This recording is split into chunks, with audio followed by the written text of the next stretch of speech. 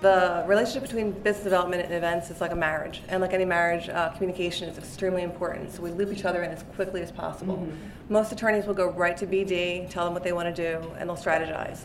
Sometimes they come right to events, and we need to put the brakes on. We'll chat with them for a little bit, talk about date, venue, location, things like that.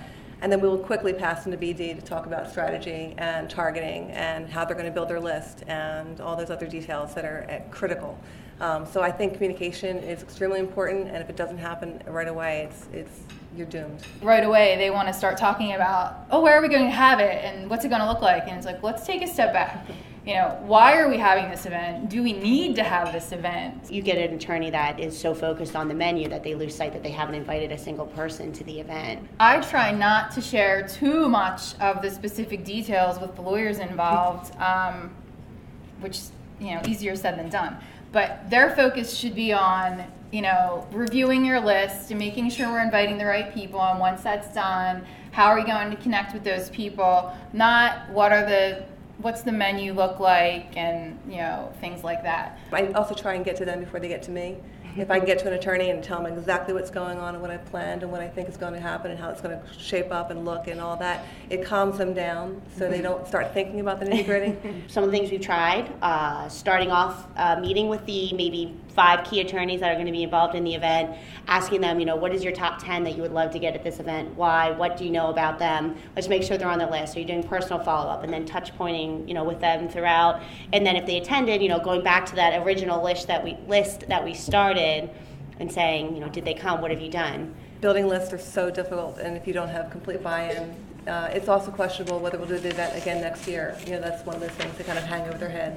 If we don't have you participate, we're not going to do this next year. It's all based upon the attorneys too, how much effort they really want to put into this. You run into a lot too if it's an event you do year to year to year.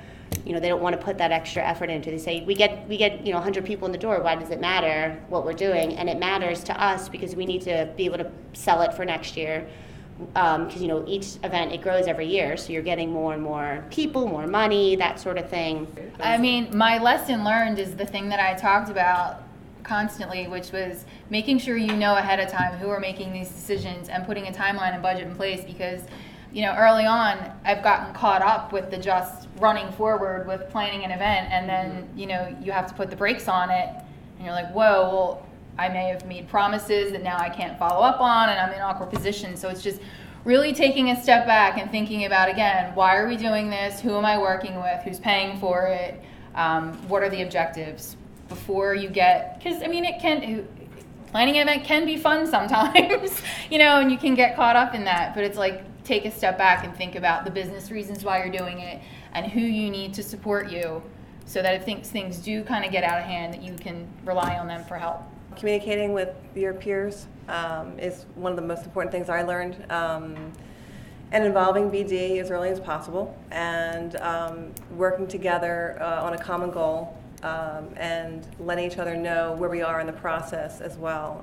I try and keep the BD folks involved in the nitty-gritty, because they are, like you said, on the front line, and they're going to be asked the questions before I will, maybe, from the attorney. So just keeping each other informed and involved in each other's worlds, I think, is really important. I definitely agree with all of that. I think one of the biggest lessons I learned was educating the attorneys themselves about our processes.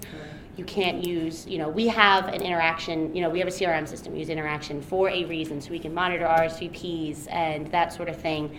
We've had a few attorneys go rogue and use their own invitation systems, paperless post, that sort of thing. And next thing you know, we think 50 people are coming to an event, and actually 100 people are coming, but we didn't know about that 50 extra.